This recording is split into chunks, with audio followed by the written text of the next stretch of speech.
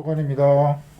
1년 동안 또는 그 이상 푹푹 고아 먹을 내용 포워드란 무엇인가 2022년 1월 24일 해가 바뀌었습니다. 시작하겠습니다. 해가 바뀌었어요. 해가 바뀌고 달이 바뀌어도 포워드란 무엇인가는 계속 될 겁니다.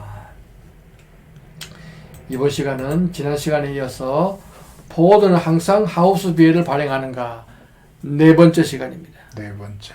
그리고 마지막 시간입니다. 그래요? 이제 끝나는 거예요? 끝납니다. 오케이. 지난 시간에 포워드는 항상 포워드 비엘을 발행하지 않는다. 그러죠. 이게 하주의 이해와 포워드의 이해가 맞아떨어진 결과다. 가능하면 포워드 비엘, 하우스 비엘을 발행 안 하려 하고 있고, 포워드는 하주들도 가능하면 선사 비엘을 받으려 하고 있고, 그런데 꼭 하우스 비엘을 발행해야 되는 경우가 있다. 법적으로 강제되는 경우? 첫 번째가 뭐냐 그러면 지난 시간 나왔죠.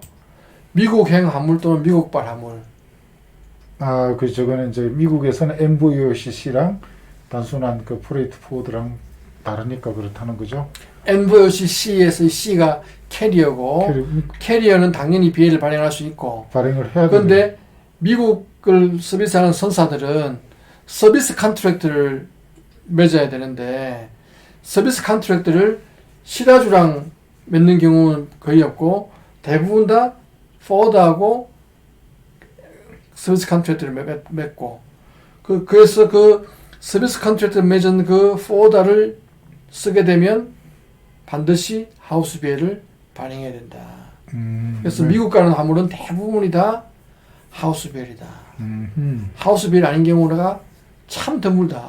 미국은 하우스 비엘을 발행해야 되고 대부분은 하우스 비엘이고 그렇게 정리하면 되나요? 하우스 비엘을 발행해야 되고는 아닌데 네. 선사들이 네. 게을러가지고 네. SC 있는 포워드하고만 일을 하려고 그러는 거야. 시라주하고도 해도 돼.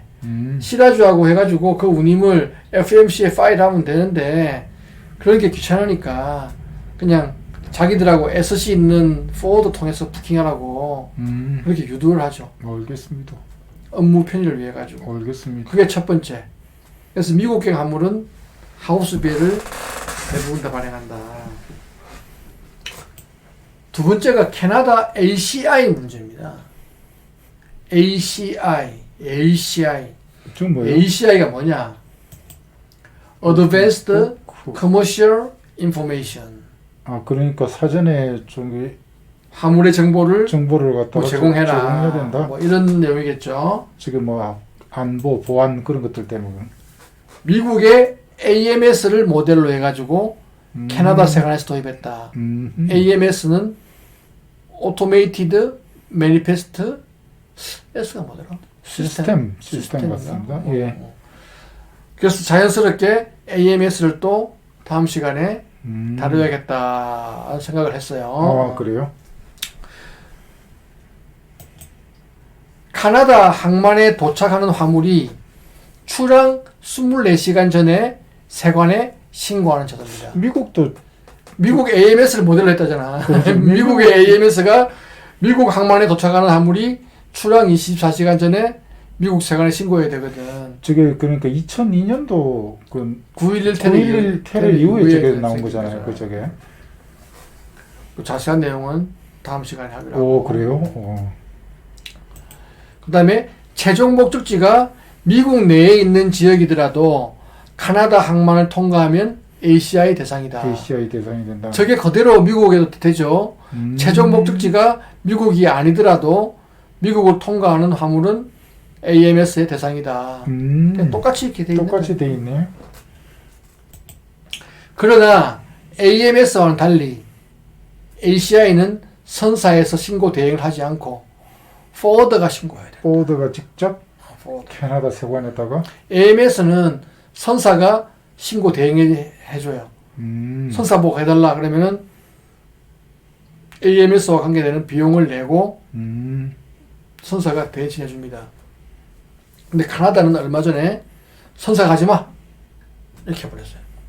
그러면 하주가 하거나 포워드가 해야 돼. 그러네요. 근데 저 신고하려고 그러면 시스템을 깔아야 되거든. 아, 그러니까 화주가 하주가 하기가 어렵. 쉽지 않잖아. 그러니까 포드를 통해야 된다고. 그러네. 그러다 보니까 자연스럽게 그냥 하우스 비엘. 하우스 비엘을 쓰게 된다는 거죠. 오호. 물론 하우스 비엘을 쓰지 않고 포드한테 요청할 수도 있겠지. 네. 근데 어느 포드가 하우스 비엘 발행 안 했는데 그런 거 해주려 하겠습니까? 귀찮게. 그러니까 자연스럽게 카나다도 하우스 비엘을 쓰게 되고 결론적으로 북미 대륙 미국과 카나다는 대체로 대부분 다 하우스 비엘을 쓴다. 그렇군요. 그러면 미국, 카나다를 제외한 다른 지역이 어떨까? 그때는 하우스 비엘을 대부분 또 발행을 안 한다는 거지. 대부분. 안 한다고요? 대부분 하우스 비엘 발행 안 하고 선사 비엘을 다 쓴다는 거죠.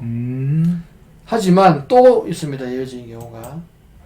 선사와 포드가 운임 계약을 한 경우. 선사와 포드가 운임 계약을 했다.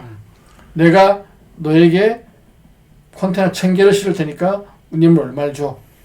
오케이. 그럼 이제 1000개 실지 카운트 해야 될 거 아니야, 이제. 그죠? 그러려면 그 포드 이름이 비엘에 들어가야 될 거 아니에요. 그러죠. 선사 비엘에 들어가야 될 거 아니야. 그렇죠. 조관 프레드 포드에 들어가야 될 거 아니야. 끝내네. 그 들어가는 순간 하우스 비엘을 발행해야겠지.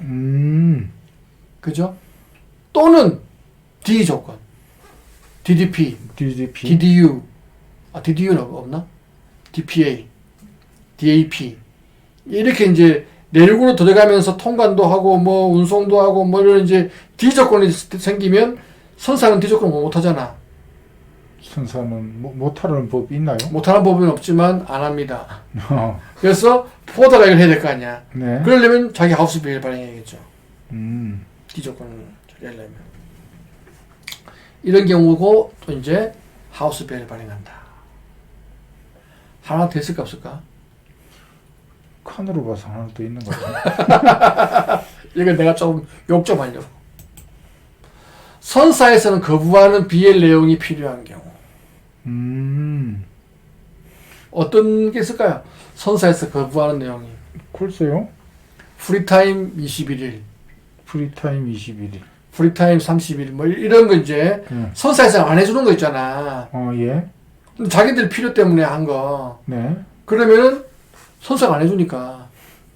그러면 선사가 안 해주는데 포드가 해줬어. 그러면은 그 중간에 갭은 누가 책임져요? 그 포드가 책임을 져주고. 돈을 좀 더 주겠지 이제. 그죠.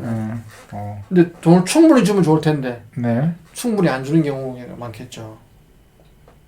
그 다음에 또 이제 뭐 그럴 리는 없지만 뭐 온덱 하면 안 된다.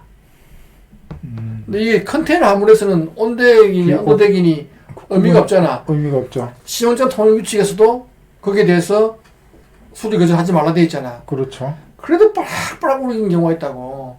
선사를 안 해주거든 이거. 온덱 시멘트도 나는 이 화물을 온덱에 싣지 않았다 이런 말 넣어달라 그러는데 넣을 수가 없지. 선사를 안 넣어준다고. 그렇죠. 그러면 이제 포딩 불러가지고 이거 좀 넣어라. 포딩은 할까 안 할까? 그런데 언더덱으로 실제 언더덱이 되는 법이 없잖아. 컨테이너선은. 될 수도 있죠, 언더덱에. 그 데크 안으로 이렇게 그 컨테이너가 들어가는 경우가 있다고요? 그래서 이런 경우에 또 네 번째는 이제 다 편법을 위해서 이제 하는 거죠. 그래서 사실은 네 번째는 뭐 교과서에는 안 나올 내용이고 1, 2, 3번이 주로 하우스 비엘을 발행하는 경우다. 바꿔 얘기하면 미국, 카나다 외에는 이 하우스 비엘 발행을 잘 안 하려고 한다. 그럼 미국, 캐나다 하우스 비엘. 3번 있잖아. 선사와 계약하는 경우. 저건 대형 포워더들이 이제 하는 경우이기 때문에 선복을 확보해 가기 위해 하는 거기 때문에 뭐 일반적인 포워더들은 저런 경우가 없으니까 또 안 한다. 그래서 결론적으로 대체로 미국, 카나다 가는 화물만 하우스 비엘을 발행하고 나머지는 하우스 비엘을 잘 발행하지 않는다. 뭐 이렇게 정리하시면 되겠습니다. 알겠습니다. 그 다음에 다음 시간에는 여기서 나와있던 AMS, ACR 이런 것 때문에 AMS에 대해서 한번 저건 바로 보도록 하겠습니다. 저도 좀 관심이 가네요.